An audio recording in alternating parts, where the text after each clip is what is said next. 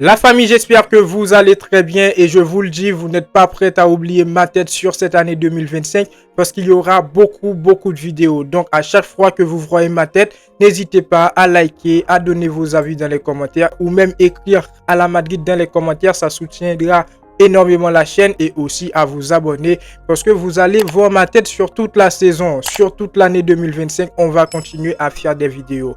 Je suis très content de vous retrouver sur la chaîne aujourd'hui pour cette nouvelle vidéo avant match Real Madrid-Mallorca, demi-finale de la Super Coupe d'Espagne, un match avec de grands enjeux. On a un trophée à gagner dès janvier. Donc dans cette vidéo, on a beaucoup de choses à dire, mais avant tout, vous connaissez la chanson les amis. On va parler de quelques actualités du côté du Real Madrid. David Alaba qui est de retour. On a Florentino Pérez qui peut être réélu président de cette équipe du Real Madrid. Ensuite, on va parler de l'avant-match. Dans un premier temps, on va parler du contexte du match, de l'objectif du Real Madrid.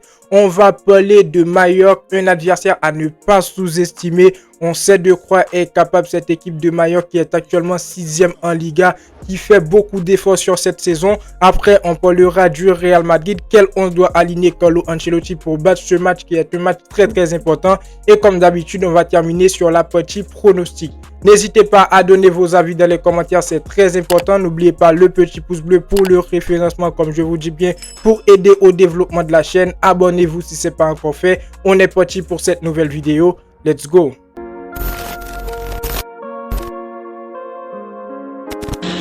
On commence donc avec cette information que je trouve qui reste très intéressante les amis. David Alaba is back après 1 an, 1 mois. Il est enfin de retour. Officiel, voici les convoqués pour affronter Mallorca. Cavaral, Militao, Valero, ils sont absents. Mais on a Thibaut Courtois, Alaba, Asensio, Lorenzo, Aguado, Yanes. Donc on va tout simplement se concentrer sur le cas David Alaba. David Alaba qui est de retour pour renforcer cette équipe du Real Madrid. Je dis pas que David Alaba il va jouer ce match face à Mallorca, mais ça me fait énormément plaisir. On sait tous que David Alaba il était blessé 1 an, 1 mois, donc il est de retour. J'espère qu'il fera son retour au top niveau et qu'il va avoir, je pense, quelques minutes dans ce match, tout simplement pour essayer de voir le rythme, parce que personnellement j'ai hâte de le voir sur le terrain.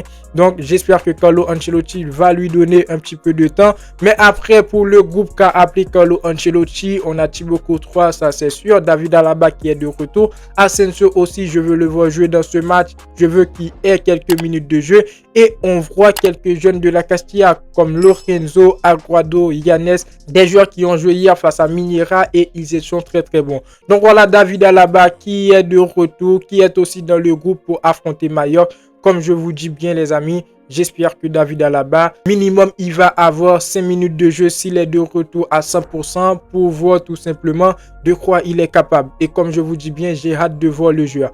Deuxième information, Arda Güler était malade et avait de la fièvre lors du match de la Copa del Rey. Ça ne l'a pas empêché de sortir un 10 sur 10 et une performance d'homme du match. Arda Güler qui a joué un très bon match hier face à Minera, il a été très bon et je vous l'avais dit dans la vidéo débrief les amis, Arda Güler qui a claqué un doublé.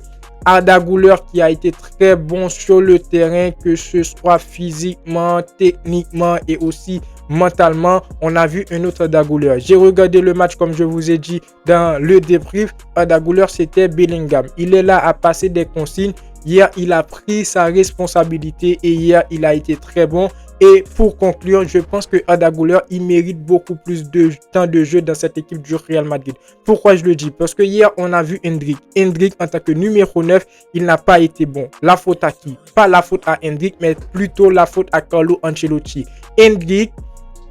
Endrick, c'est un numéro 9. Si on veut qu'il soit performant dans les matchs, si on veut, lorsqu'on le met dans un match, qu'il montre de quoi il est capable, je pense à un certain moment, Carlo Ancelotti doit lui donner quelques temps de jeu. C'est normal que Endrick, à un certain moment, il reste sur le banc parce qu'on a un Kylian Mbappé en tant que numéro 9.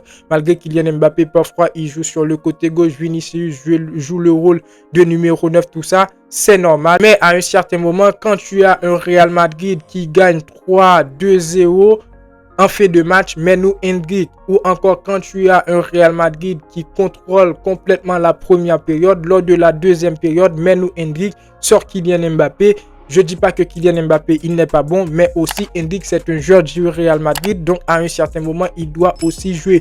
Donc, la performance d'Arda Güler hier, c'était vraiment une performance de malade mental. Il a été très bon. Malgré il est malade, il avait de la fièvre, mais on n'a pas réussi à avoir un joueur qui avait de la fièvre. Tout simplement, on a vu un leader sur le terrain. Troisième information, les amis, Florentino Pérez est sur le point d'être réélu président du Real Madrid.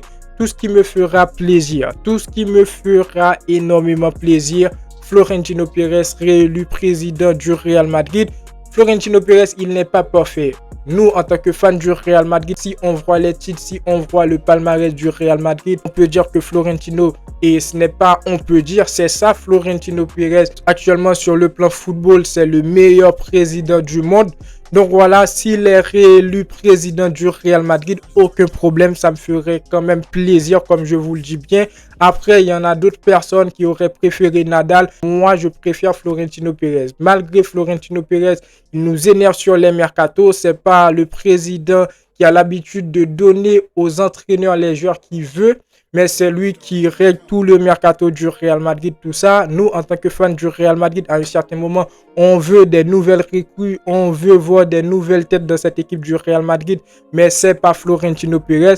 Mais après, les amis, ça nous énerve un petit peu. Mais si on voit la finance du club, si on voit la gestion du Real Madrid, le Real Madrid, c'est le club qui a actuellement la meilleure gestion de football. Le Real Madrid a une très bonne gestion comparée à celle du FC Barcelone, de Manchester City, du Paris Saint-Germain, de tous les clubs de foot. Donc voilà, un Florentino Pérez qui est réélu. N'hésitez pas à me dire ce que vous pensez dans les commentaires. Moi, je le vois comme une très bonne idée.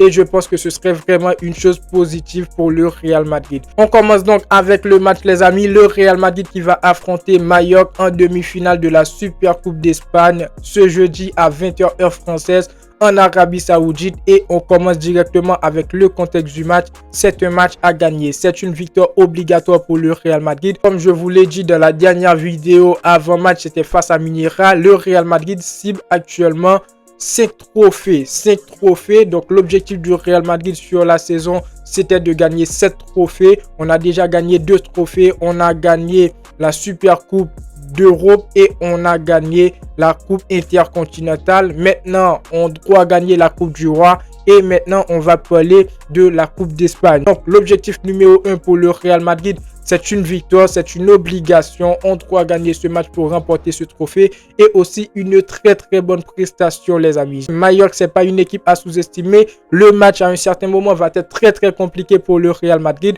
Donc, j'espère bien sûr que Carlo Ancelotti va faire les très bons choix au niveau de 11. Aligner des joueurs de top niveau, aligner l'équipe A parce que là, on a un trophée à gagner. Maintenant, l'adversaire, on va affronter Mallorca, les amis. On a bité sur cette équipe de Mallorca en début de saison. Premier match de Liga, on a fait un match nul. On aurait pu perdre ce match parce que Mallorca, ça a été un petit peu très compliqué à un certain moment. Ils ont réussi à marquer un but et à encaisser un but. 6e en Liga, très bien placé pour une équipe qui a l'habitude d'être dernier ou avant-dernier. Donc voilà, c'est une équipe qui peut donner du fil à retordre à cette équipe du Real Madrid. Ils ont des joueurs qui peuvent faire la différence. Sur leurs 5 derniers matchs, ils ont réussi à gagner que 2 matchs et ils ont fait 3 défaites. Une défaite 3-0 face à une équipe qui est Pontevedra que je connais pas très bien. Après, ils ont perdu en Liga face à Celta Vigo et ils ont perdu un match 5-1 face le FC Barcelone. Après, ils ont gagné un match face à Girona, un match face à Getafe. Donc voilà les amis, sur leurs 5 derniers matchs, ça n'a pas été très bien pour eux. 2 victoires, 3 défaites. Du côté du Real Madrid, les amis, sur les 5 derniers matchs, le Real Madrid a fait 4 victoires et un match nul. Le match nul face le Rayo Vallecano. Mais ça ne va pas déterminer toutes les choses. Puisqu'on sait tous que Mallorca, c'est une équipe qui a des joueurs, comme j'ai dit bien, qui peuvent faire la différence. C'est une équipe à un certain moment qui peut bien donner du fil à retordre, qui peut bien dominer cette équipe du Real Madrid. Malgré, je vois le Real Madrid reste supérieur pour ce match. Bien sûr, le Real Madrid est favori pour gagner. On a un trophée à gagner. Maintenant, le Real Madrid, je peux vous le dire, le Real Madrid actuellement, je trouve ça va très bien les amis. Le retour de David Alaba, comme je vous dis bien, est-ce qu'il va être titulaire pour ce match? C'est un non.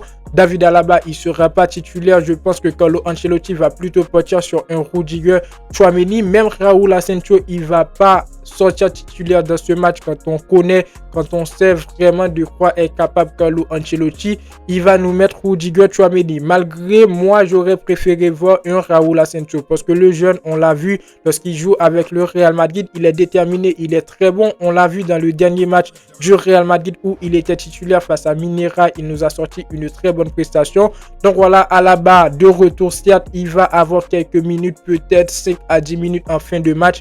Mais après, je pense au niveau du défense centrale, le Real Madrid va aligner, Carlo Ancelotti va aligner Rudiger Tchouaméni.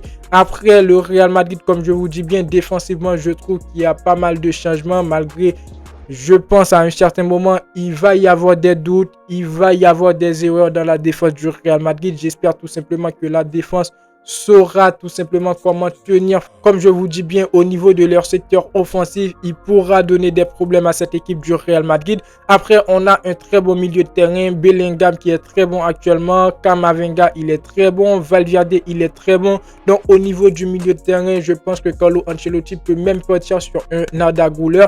Après, je vais vous donner mon 11 bien sûr, mais je pense que Carlo Ancelotti il peut partir sur un Arda Güler qui a joué le dernier match, qui a été très bon. Et au niveau du secteur offensif, on a un Real Madrid, malgré dans le dernier match où on a vu Vinicius, Kylian Mbappé, Rodrigo jouer ensemble, ils n'ont pas donné grand chose, mais j'attends bien sûr une très bonne prestation de cette équipe du Real Madrid. Le Real qui est actuellement premier de Liga, qui est qualifié en Coupe du Roi.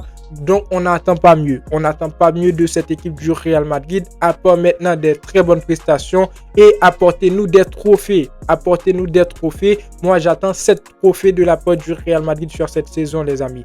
Maintenant pour mon 11, je vais vous donner le 11 qui pour moi doit aligner Carlo Ancelotti pour battre ce match les amis. Je mets Thibaut Courtois au but de la chance.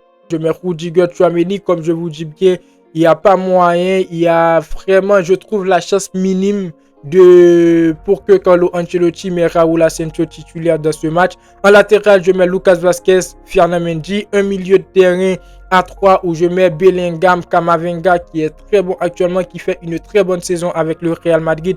Valverde sur le côté droit les amis. Donc voilà le milieu de terrain du Real Madrid. Petite parenthèse, je trouve que tous les joueurs du milieu de terrain du Real Madrid actuellement, ils sont vraiment au niveau. Bellingham, Camavinga, Valverde, Modric, Arda Güler, Ceballos, après Tchouaméni en tant que numéro 6. Dans les derniers matchs qu'il a joué dans ce poste-là, j'ai remarqué qu'on n'a pas vraiment un Tchouaméni au top niveau. Mais en tant que défenseur central, il gère très très bien. Donc voilà le milieu de terrain du Real Madrid.